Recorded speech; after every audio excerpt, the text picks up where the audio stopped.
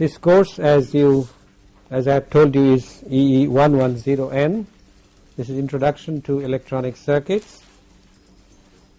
In the first lecture, we shall introduce the course, and we shall also introduce some basic electrical quantities. This is my name, and we plan on about, as I said, 40 plus minus 2 lectures for covering the total material. This course shall deal with basically circuits and devices, electronic circuits and devices. And to be able to do justice to electronic circuits and devices, we shall first study about 16 lectures will be devoted to general circuits, and then the rest of it, that is 24, shall be to devices plus circuits containing electronic devices. This will be the usual, this will be the general breakup, about 16 to general circuits and 24 to electronic devices plus circuits containing electronic devices. To be able to follow the course, we must understand what these terms mean. These terms like device, a term circuit, and then often there shall be a term called system. We should also understand what is electrical engineering. At least have a broad idea of what is electrical engineering. Well, electrical engineering is not your major discipline, I understand, right? Is there anybody belonging to electrical engineering here? No. Okay. So it is all the more important as to what electrical engineering means. Double E basically deals with two kinds of phenomena. One is related to energy and the other is related to information. The energy aspect of electrical engineering is concerned with generation, transmission, distribution and utilization of electrical energy, usually high power energy, that is the electrical voltages and currents that shall be dealt with in consideration of energy are usually high amplitude ones. That is, you would not talk of, when you are considering energy aspect, you would not talk of a voltage like a 0.1 microvolt or 1 milliampere current. You will talk of currents of the order of amperes or 220 volts and so on. The energy aspect has to do with high amplitude voltages and currents, and they are concerned with generation of such high amplitude electrical quantities, generation at a particular point like the Indraprasth power station, then transmission from a power station to another, let us say, substation like the R.K. Puram grid, and then generation, transmission, then distribution to various houses, for example, and utilization of this energy for lighting, for heating and for many other purposes. This is the energy aspect, whereas the information aspect of electrical engineering deals with low amplitude. These are usual and broad definitions. They deal with low amplitude voltages and currents, and usually they would be of the order of a volt or less, currents of the order of a milliampere or less, although power also is important, but the power level in generation, transmission, distribution and utilization of information containing electrical signals or electrical voltages and currents, the energy level or the amplitude level shall never compare with the levels of energy and currents and voltages which are relevant to the energy aspect. So these are usually low amplitude electrical voltages and currents. Now the information aspect is of course most important in communication,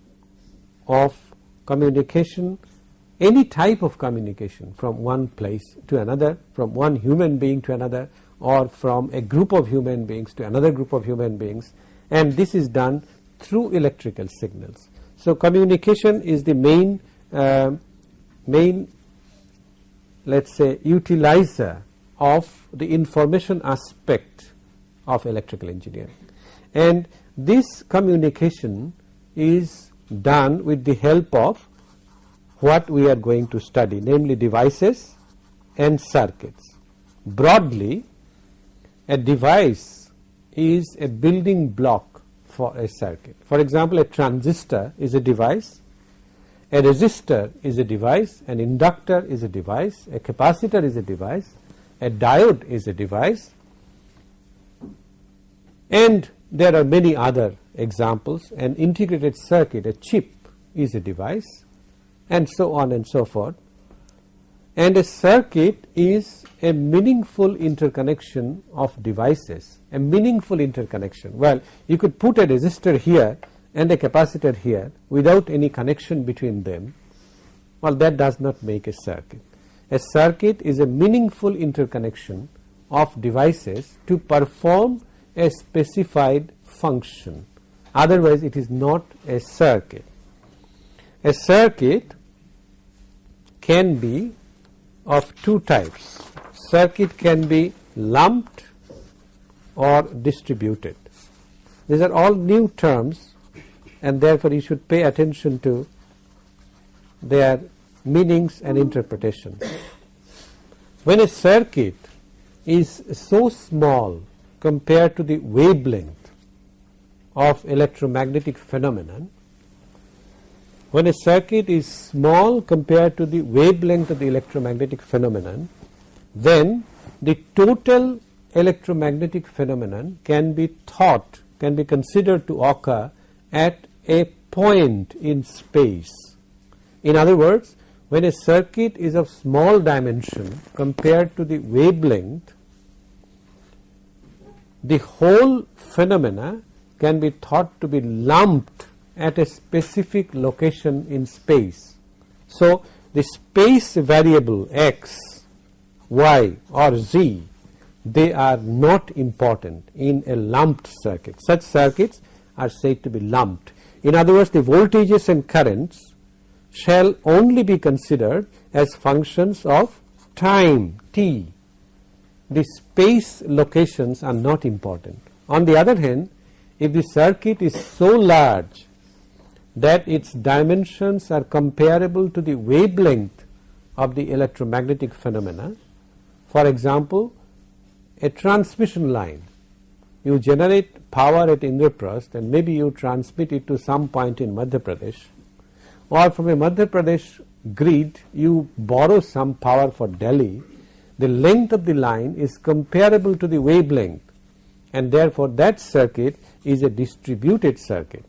In this particular course, well, in a distributed circuit, you see voltages and currents in general shall depend on the space coordinates and also time, and therefore in general there shall be functions of x, y, z and also time. All right, x, y, z are the space coordinates and t is the time. In this particular course, we shall be concerned only with lumped circuits. We shall not consider distributed circuits at all. But it's good to know that distributed circuits do exist. Then you shall often get a term like system. We have already said what is a device, we have already said what is a circuit, and then you will also get a term like system. Now a system consists of devices circuits. Well, circuits are meaningful interconnection of devices. Therefore, a system contains circuits, it contains devices, but now devices can be electrical as well as non-electrical or interface devices. For example, a public address system, when a political leader speaks to his electorate, well, it is not a public address circuit, it is a system, because he speaks in front of a transducer which converts sound energy or mechanical energy into electrical energy. Now, a transducer, a microphone, is not purely an electrical device, it is an electromechanical device or mechano-electrical device. All right. So, a system consists of circuits and devices, where devices may include electrical as well as non-electrical and interface devices. A public address system has a microphone which is not purely an electrical circuit or device. Then it contains an amplifier which is in fact a circuit. Amplifier is a circuit. Then the amplifier goes to a loudspeaker which is also a transducer. This is not a purely electrical device, it is an electrical energy conversion to sound energy or mechanical energy. Now, such a conglomeration of circuits and devices, the only difference is devices may contain non-electrical or interface devices also.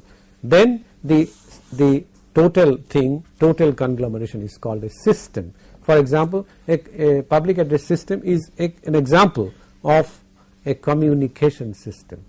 There are other types of communication systems and so on. So, the word system should be familiar to you. Then we shall also use the word model in many situations. A model in electrical engineering terminology is quite different from the dictionary or the popular use of the word model. A model is invariably associated with an adjective circuit. It is a circuit model. Okay, a circuit model is an equivalent electrical circuit for a physical device. A circuit model, or simply a model, in the context of electrical engineering or electronic circuits, a model shall be used to mean a circuit model, and a model is the equivalent circuit of a physical device. A physical device could, for example, be a transistor. And as we shall see later, if the current, there are three terminals in the transistors: base, collector and emitter. We shall see this in details later. I am just illustrating a point. If the current in the collector and the base are given by I sub C and I sub B, then you will see later that a small signal equivalent circuit shall be simply like this: a resistance R pi and beta I sub B. This is the collector current I sub C. Now, this is not the physical device. The physical device is this. This is a schematic symbol for a physical device, and this one represents the performance characteristic with some approximations of the physical device. So, this is called a model. All right. To take a simpler example, let us consider a resistance. Let us consider a resistance. Have you seen a resistance in the laboratory? A resistance? Yes, you have, with color codes and all that. All right. Take a simple resistance. Now, if you measure, if you put a voltage generator across it, V, all right, and measure the current I. Now, this V can be of any frequency. In other words, the frequency of the voltage source is a sinusoidal source, for simplicity let us say, whose frequency can be varied. So, omega, that is, it is of the form Vm sine of omega t or cosine omega t. It is a sinusoidal signal, all right, sinusoidal voltage. If the frequency is varied and you measure the ratio V by I, all right, then one can show that the variation would be like this. I beg your pardon, I have made a mistake. Let me use some other color. One can show that the variation would be like this. If you measure the ratio of V by I and vary the frequency, then it is like this. And then you see, this is the characteristic of the physical device, the resistance as we call it. And you can see that over this range, which we might call A, V by I is a constant, so it behaves as a pure resistance. Over this range A, it behaves as a pure resistance, and therefore this is a model for the physical resistance in this range A. In this range B, let us say, the V by I increases with frequency, and as you shall see later, this part can be characterized by a resistance in series with an inductance. The impedance of an inductance, do not be worried about these terms, we shall define, explain later, but over a certain frequency range, the model, no longer a pure resistance model suffices, we have to include an inductance. And over the rest of the range C, it appears that we have to include a capacitance across the resistance and inductance. So these three are examples of models of a simple device like a resistance that you see in the laboratory. If you make a physical measurement of this at various frequencies, then the model at various ranges of frequencies shall be different, and this is what we mean by the term model. All right, then let us go back to some basics like physical quantities. We will start with force. We will, these are very relevant to electronic circuits. Let us review some of the concepts that you must have already learned in mechanics and also in electricity and magnetism in the JEE syllabus or the first year physics course. This is just to refresh our memory about these various quantities. Force, as you know, is defined with Newton's second law of motion, right? Force is a vector. You are acquainted with vectors and scalars? Yes. Force is a vector given by m times acceleration, mass times acceleration, and the unit of force is 1 Newton in International System of Units, SI units. 1 Newton is a force required to generate an acceleration of 1 meter per second squared to a mass of how much? 1 kilogram. All right. So the unit of a force is 1 Newton. Energy is expressed in joules, and energy is the capacity for doing work.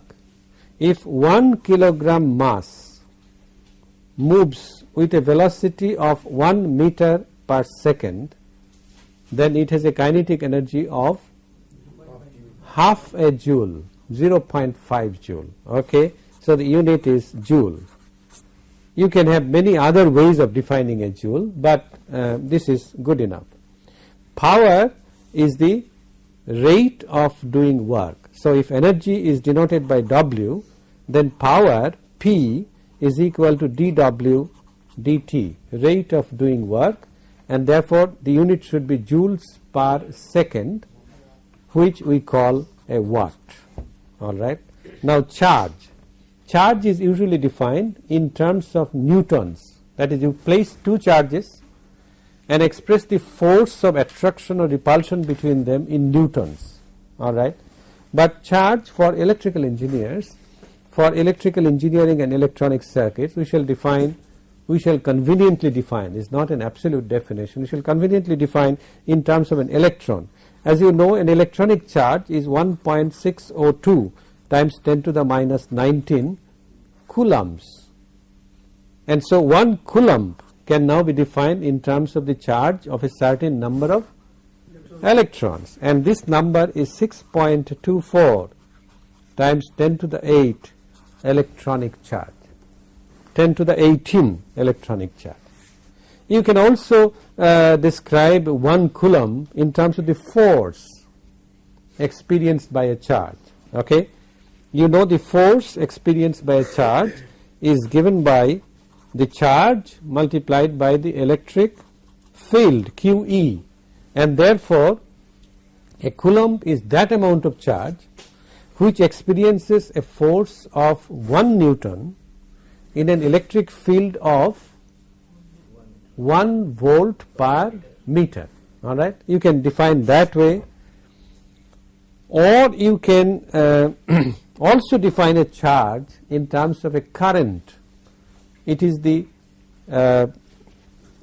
amount, 1 coulomb is the amount of charge transferred by a current of 1 ampere in 1 second. And this brings, we are not making absolute definitions, these are convenient ways of looking at these various quantities. Absolute definition you look in the physics course, how to measure absolute measurement of charge and current and all that. This brings us to the definition of a current. Current I obviously is the rate of flow of charge, that is dq dt, and the unit should be coulomb per second, which has been named after Ampere, the great electrical engineer, and the unit coulombs per second is given the name of Ampere. Now in considering current, since current is related to flow of charge, we must distinguish between the polarities of charge. Suppose we have an electric field in this direction E, and you have a positive charge, let us say Q1 plus, and a negative charge, let us say Q2, which is negative. All right. Then the positive charge shall move in which direction? In the direction of the field. It shall move in this direction, and this shall move in this direction. The current then shall consist of 2 components, one due to the motion of positive charge, the other due to the motion of negative charge. Now a negative charge moving from right to left is equivalent to a positive charge moving from left to right, and therefore the current here shall be dq1 plus dt, that is from left to right due to the motion of positive charges, plus dq2 minus dt. It contains 2 components, one due to positive charge, the other due to negative charge. This shall be useful when we consider the electronic devices like a diode or a semiconductor transistor, where there are carriers, charge carriers of both polarities, positive as well as negative, and therefore we shall have to consider both the components of charge, of current. One should also recall the definition of potential, because voltage is basically defined from a potential. Potential, electric potential at a point in space is defined as the amount of work required to be done to bring a unit positive charge from infinity up to that point. All right. And potential difference between 2 points, let us say what should I use for, let us say phi 1 and phi 2. If these are 2 absolute potentials of the 2 points, then phi 1 minus phi 2 is called the potential difference between these 2 points or the voltage between these 2 points. And as you know, for measurement of voltage, voltage is basically difference of potential between 2 points, and it becomes absolutely convenient if we can fix a reference potential, and the reference potential is that of the earth, not this earth, the earth down below. It has to be the conducting earth, all right. That is considered as zero potential, and therefore all potentials are considered as voltages. But you must remember that voltage is indeed a potential difference, and therefore if you have a reference, when you say the line, the overhead line is 11 kV, that means taking the ground as zero potential, all right. This must be understood. It should also be understood that if potential increases, let's take 2 points, if potential increases in this direction, phi, that is, let's say this is 10 volt and this is 0 volt, all right. Potential is also expressed in volts, okay. This is the reference, and this is, if potential increases in this direction, then the electric field direction is in the opposite direction, that is, this is the direction of electric field. Electric field by definition are the directions of the electric lines of force which emanate from positive charges and terminate on negative charges, all right. And therefore phi, the direction in which phi increases and the direction in which E sets up are opposite to each other, and the exact relationship is E equal to minus d phi dx, the negative gradient of potential. This must be understood. That brings us to the concept of an electric field. Electric field, you see, we are mixing things up, defining one in terms of the other, then defining the other, and so on. This is a convenient way of refreshing memory, because all the absolute definitions are known to you. What is an electric field? An electric field is, well, first, existence. An electric field exists around a charge or a set of charges, all right. A charge or a set of charges, there exists an electric field. You could have, let's say, a sphere charged with, let's say, plus q, or you could have 2 spheres, one is plus q and the other is, let's say, minus q. Then whenever there is a charge around, there exists an electric field. Now the property of an electric field, the manifestation of an electric field is that if you put another charge nearby, it shall either be attracted or repelled in a specific direction. It shall move in a specific direction which shall indicate the direction of the electric field, and the amount of force experienced if this extra charge is a unit positive charge, that is 1 coulomb, then the force experienced will give you the value of the electric field, and the direction in which this force is exerted will give you the direction of the electric field. And therefore electric field is specified by 2 quantities, one is the magnitude and the other is the direction. So it is a vector quantity, all right. Now the charge need not, the set of charges or the charge which sets up an electric field need not be stationary, it could be moving. Now if the charges are moving, then in addition to electric field there also appears a magnetic field, all right. And if there is a magnetic field, then we define what is a quantity called magnetic flux density, and this we shall denote by B. B is also a vector, and the definition of magnetic flux density, or the unit of magnetic flux density, well, we shall not have much to do with magnetic flux density in the course on electronics. Maybe sometimes we shall be required to, but it's good to know that magnetic flux density is defined again in terms of the basic unit, basic quantity, which is a force, comes from Newton's second law of motion. It can be shown that the force experienced by a charge q moving with a velocity u, velocity is a vector quantity, moving with a velocity u in a magnetic field of flux density B is given by this. Force is equal to charge multiplied by scalar multiplication, q is a scalar, multiplied by the cross product of u and b. The cross product of u and b, the magnitude is product of the two magnitudes multiplied by sine of the angle between the two, and the direction is perpendicular to the plane containing u and b, following which rule? Right hand rule. All right. We will not go into more details of this, perhaps it shall be done a little later, and you will have much more to do with this in the course on Introduction to Electromechanical Energy Conversion if you do take that course. But let me point out a clever way of defining the magnetic flux density.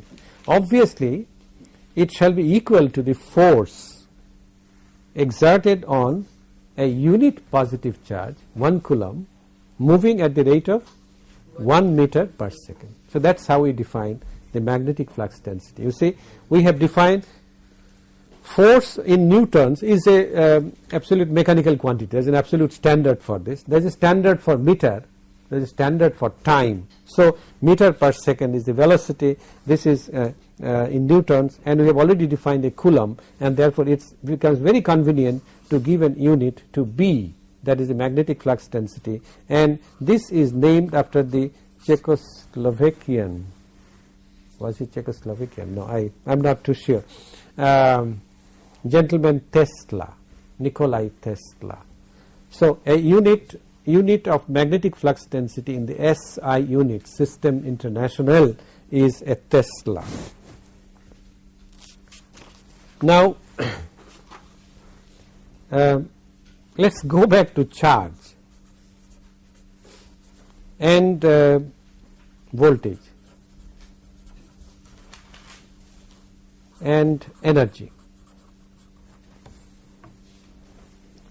Well, the voltage at a point, considering the ground as reference, is obviously, well, let us put it this way.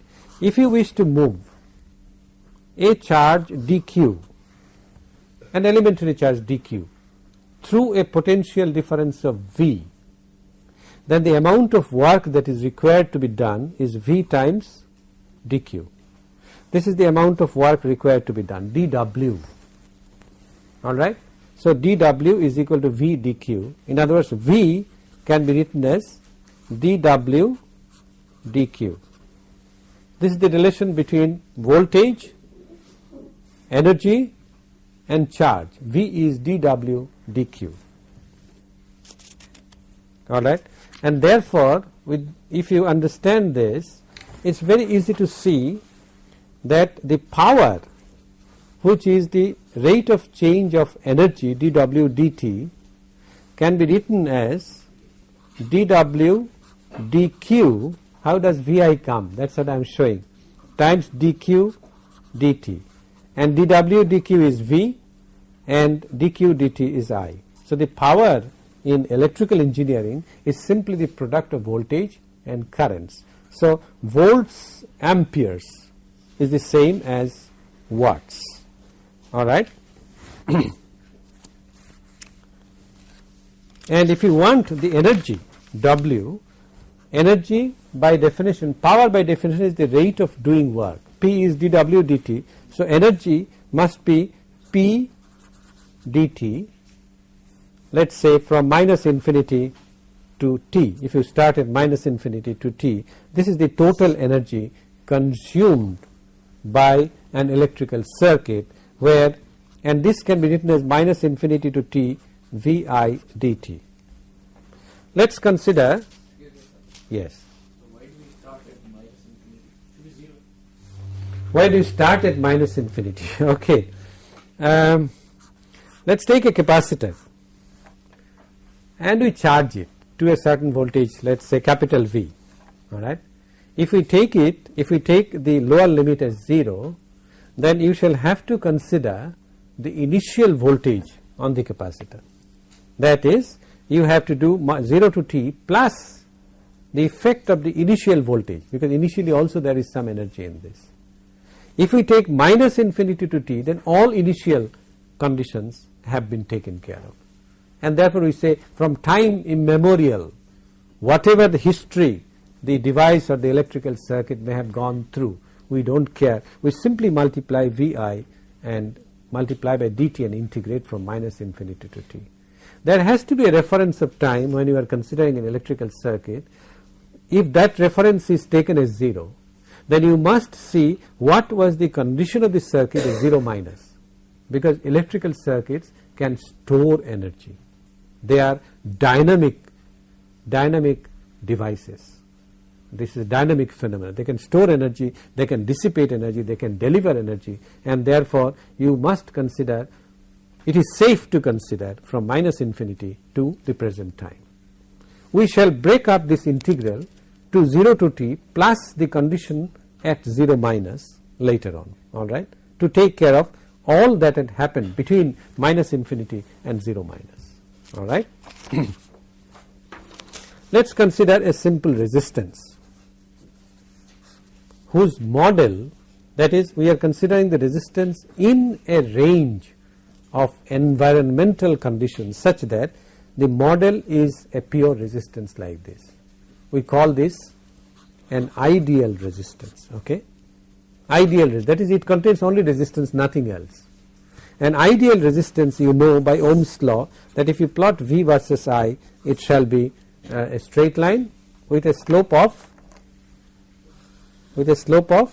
R, V equal to IR, and therefore dV di shall be equal to R. Now this is an appropriate point to introduce another term, that is a term called linear. We shall consider all electrical devices in this course as linear. There are resistances which may not behave, which may not obey Ohm's law. There are resistances which may not obey Ohm's law. For example, a thermistor or an electrolyte. It may be such that it behaves, it obeys Ohm's law for a certain region and then it saturates like this. Such a resistor is called a non-linear resistor. A resistor in which V is linearly proportional to I is called a linear resistor, and we shall always consider in this course linear resistors unless specified otherwise. We shall also consider non-linear resistors a little later, but most of the resistors that we consider shall be linear. This is a good point to stop. Next time, in the next lecture, we will go to the other kinds of circuit elements and consider the implication of linearity in them. Thank you.